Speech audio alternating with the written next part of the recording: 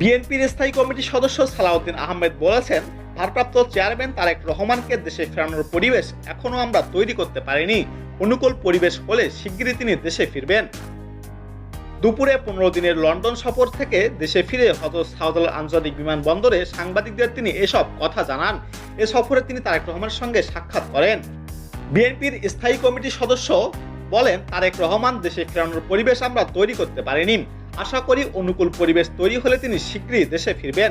BNP সবসময় নতুন দলকে স্বাগত জানায় উল্লেখ করে সালাউদ্দিন বলেন, তবে যেটা যেন কিংস পার্টির মতো না হয়।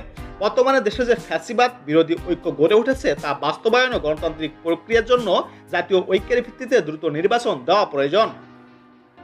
এর আগে গত নভেম্বরের শেষ দিকে লন্ডন সফরে যান বিএনপির মহাসচিব মির্জা ফখরুল ইসলাম আলমগীর। সেখানে স্ত্রীর চিকিৎসার পাশাপাশি তারেক রহমানের সাথেও সাক্ষাৎ করেন তিনি।